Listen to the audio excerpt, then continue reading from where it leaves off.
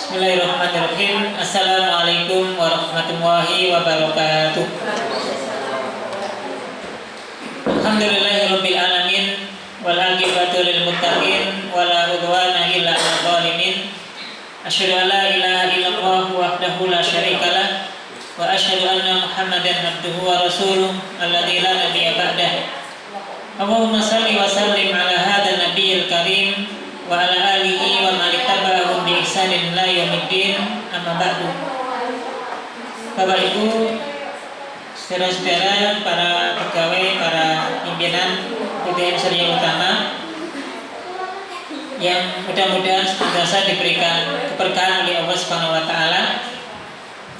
Alhamdulillahirabbil alamin. Segala puji hanya milik Allah Subhanahu wa taala yang mengaruniakan kepada kita nikmat yang sangat banyak, nikmat iman, nikmat Islam, nikmat bisa istiqomah dalam menjalankan agama Allah ini. Mudah-mudahan ini semuanya menjadi amal solih, pemberat amal kebaikan kita kelak di yaumul akhir. Insya Allah pada kesempatan hari ini di pekan pertama hari Sabtu setiap bulannya kita akan mempelajari bab-bab fikih muamalah yang akan kita bacakan, yang akan kita pelajari dari kitab Buyuh Muharramah, bab tentang jual beli yang terlarang. Dan pada pembahasan yang lalu kita sudah pelajari tentang jual beli ainah dan larangan jual beli berakad dengan akad yang sudah diakadkan antara pembeli dan pedagang yang lainnya. Dan pada kesempatan siang hari ini kita akan melanjutkan jenis jual beli yang keempat, yaitu bai'un najis. Ada yang dikenal di dalam jual beli yaitu jual beli najis, bai'un najis. Dan jual beli najis ini termasuk jual beli yang terlarang, jual beli yang tidak boleh kita praktekkan.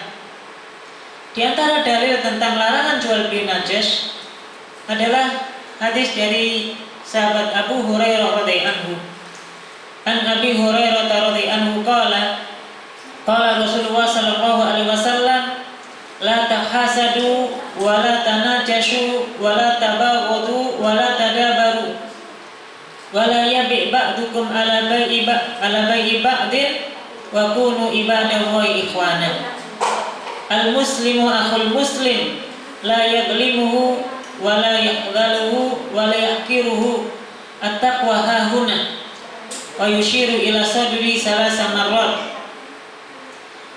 Bihasbi imri'in minasyarri ay yahqira akhahu al-muslim. Kullul muslim 'alal muslim haramun damuhu wa maluhu wa irduhu. Dari sahabat Abu Hurairah radhiyallahu anhu berkata, mungkin sedikit kita akan menyampaikan siapa sih Abu Hurairah ini. Dan banyak sekali riwayat-riwayat hadis yang nanti disampaikan dari sahabat Abu Hurairah. Abu Hurairah, nama asli beliau adalah Abdurrahman bin Sakhar. Jadi namanya adalah Abdurrahman bin Sakhar. Kemudian beliau diberikan kunyah Abu Hurairah. Abu ini artinya bapak, Hurairah itu artinya kucing. Jadi kalau kita sebut Abu Hurairah berarti bapaknya kucing. Nah, kenapa kok sampai dikenal dengan nama Abu Hurairah yang tadi maknanya bapaknya kucing ini? Karena dahulu Abdurrahman bin Sakhar waktu mengembala kambing itu senang sekali dengan hewan kucing. Bahkan kucing ini dibawa ke sana kemari. Nanti kalau lah kemudian mau ditinggal, ditaruh di tempat yang nyaman, yang aman, ya, ditaruh di atas pohon. Maka seringnya berinteraksi dengan kucing, senangnya ngrumat kucing ini sampai kemudian dikenal sebagai Abu Hurairah, bapaknya kucing. Bahkan nanti Abu Hurairah ini diceritakan beliau itu punya gamis atau baju, ya. Jadi lengan bajunya ini dibuat agak lebar seperti ini, agak lebar. Fungsinya apa? Untuk membawa kucing kemana-mana. Jadi ini agak dilebarkan, setiap ada kucing ditaruh di gapisnya sini kemudian dibawa kemana-mana, saking senangnya dengan kucing. Ya, maka kalau misalnya hari ini ada orang yang suka dengan binatang ya, misalnya suka dengan burung ya, maka kalau dulu di zaman Abu Hurairah namanya Abu Hurairah, mungkin kalau sekarang Abu apa gitu ya misalnya. Ini namanya kunyah ya. Jadi nama atau panggilan yang awalnya dari kata abun atau umur. Nah, Abu Hurairah ini dari suku Daus, dari negeri Yaman. Dan beliau baru masuk Islam di usia 26 tahun, kurang lebih 3 atau 4 tahun sebelum Nabi SAW wafat. Sehingga nanti waktu ketemu dengan Nabi SAW nggak lama, cuma 3 sampai 4 tahun saja ketemu dengan Nabi. Nabi Abu Hurairah ini termasuk sahabat yang paling banyak meriwayatkan hadis dari Nabi SAW. Karena dekatnya dengan Nabi ya, karena setiap harinya dihabiskan bersama dengan Nabi, maka banyak sekali nanti Abu Hurairah ini meriwayatkan hadis dari Nabi SAW. Nah, inilah sahabat Abu Hurairah yang tentu setiap hadis ya kita baca tidak lepas dari periwayatan dari sahabat Abu Hurairah. Dari sahabat Abu Hurairah radhiyallahu anhu berkata, Rasulullah SAW bersabda, "La tahasadu, janganlah kalian saling hasad antara satu dengan yang lain." Maka hasad ini hukumnya tidak boleh ya, karena Nabi melarang, la tahasadu, jangan ada rasa hasad antara satu dengan yang lain. Apa sih hasad itu? Hasad itu adalah keinginan kuat supaya orang yang dapat nikmat dari Allah Subhanahu wa taala itu hilang nikmatnya. Ada orang misalnya dapat karunia, dapat rezeki, bisa beli sepeda motor. Orang yang hasad itu punya keinginan kuat supaya sepeda motor baru yang dimiliki oleh saudaranya tadi itu hilang atau mungkin lepas dari tangannya. Meskipun dia tidak berharap bahwa sepeda motor ini menjadi miliknya, hanya sekedar supaya orang ini tidak punya sepeda motor karena hasadnya tadi, maka hasad seperti ini dilarang. Jadi hasad itu tidak hanya bukan sikap supaya nikmat orang lain itu pindah ke dirinya, ya. Tapi hasad itu sekedar tidak suka orang lain dapat nikmat dari Allah Subhanahu wa taala, itu sudah dikatakan penyakit hasad. Dan nanti Nabi nggak membolehkan itu ya, la tahasadu, jangan kalian punya rasa hasad, iri dengki satu dengan yang lain. Ada kawannya misalnya dapat rumah baru misalnya ya, dapat untung dagang yang banyak, kemudian kita hasad dengannya, kita iri hati dengannya, menginginkan nikmat itu hilang dari dirinya, maka ini juga termasuk perbuatan tercela yang dilarang. La tahasadu, jangan punya rasa hasad.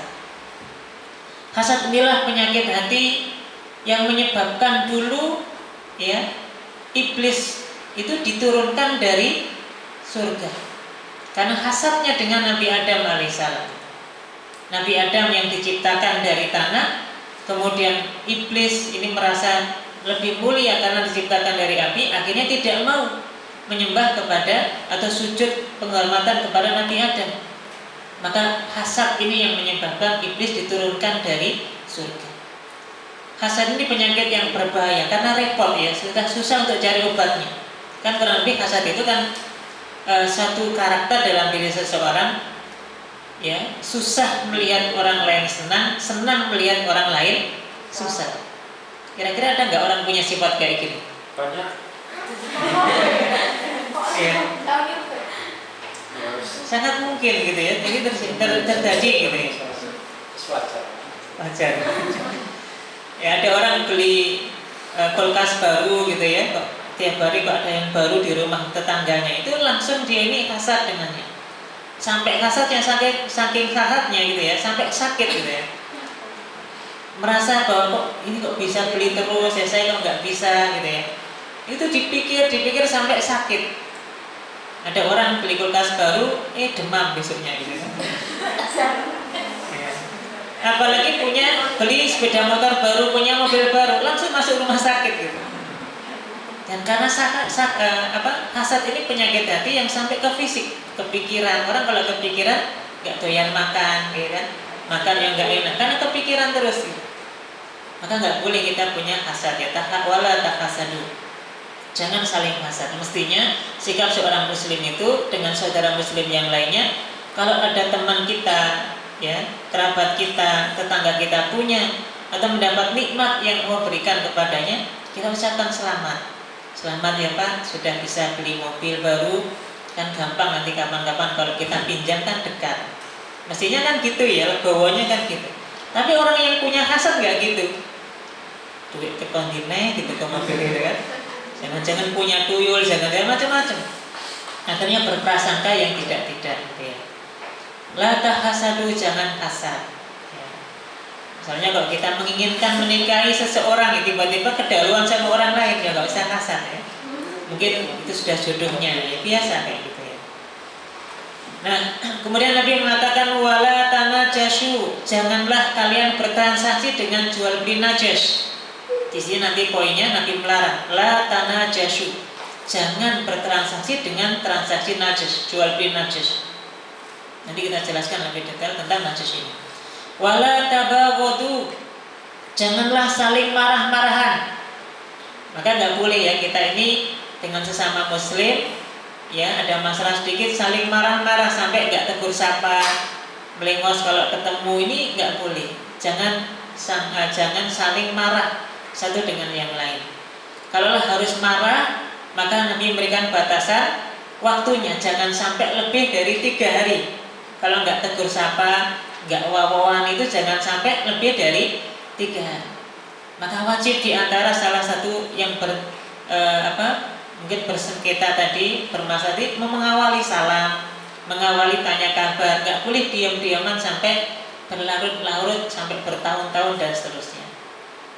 Dan tentu juga nggak harus nunggu waktu Idul Fitri, jaluk sepuro itu ya. Kalau kita salah, ya sudah langsung saja minta maaf. Apalagi nanti menjelang Ramadan ini sudah bulan Rajab, Sya'ban, kemudian Ramadan. Menjelang Ramadan itu sebelum berpuasa kan biasanya minta maaf dulu ya. Datang ke orang tuanya minta maaf ya, mau Ramadan, datang ke macam-macam. Padahal sebenarnya nggak harus tunggu Ramadan, nggak harus tunggu Fitri. Kalau punya salah langsung minta maaf. Maka wala tabaghadu, jangan saling punya sifat marah satu dengan yang lain. Makanya biasanya orang marah itu orang hidupnya paling nggak tenang ya. Dikit-dikit marah itu capek. Orang suka marah itu capek. Hidupnya nggak tenang. Biasanya juga cepat tua juga ya kalau cepat marah itu. Karena secara hormon tubuh biasanya berpengaruh. Nah, kemudian Nabi juga mengatakan wala yabi' ba'dukum ala bai'i ba'din, dan janganlah kalian membeli barang yang sudah diakadkan oleh saudara kalian dengan yang lain. Ini sudah kita bahas kemarin ya. Wa kunu ibadah wa ikhwanan, dan jadilah kalian hamba-hamba Allah yang saling bersaudara. Jadi kita diperintahkan oleh Nabi Shallallahu Alaihi Wasallam untuk saling bersaudara, tidak bermusuhan, tidak ada hasad, tidak bertransaksi najis dan seterusnya. Nah, ini menjadi dalil tentang larangan jual beli najis. Nabi mengatakan tadi wala tanajashu, janganlah kalian bertransaksi dengan jual beli najis. Demikian pula nanti ada sahabat namanya Ibnu Abu Aufa radhiyallahu anhu, beliau mengatakan bahwa an-najishu akilur riba kha'in. Orang yang bertransaksi dengan jual beli najis, maka dia termasuk orang yang memakan harta riba, kha'in, dan dia termasuk orang yang pengkhianat. Ini menunjukkan bahwa transaksi najas menjadi transaksi yang dilarang. Akilur riba, an-najis, orang yang bertransaksi dengan transaksi najas, berarti dia melanggar ketentuan hukum syariat, dan secara luas ini termasuk jual beli riba, transaksi riba yang dilarang. Orang yang bertransaksi dengan transaksi najas, kha'in, dia juga termasuk pengkhianat yang tidak memenuhi amanahnya dan seterusnya. Tentu ini juga menjadi penguat bahwasanya jual beli najas ini dilarang ya, tidak boleh dilakukan, dipraktekkan oleh setiap muslim.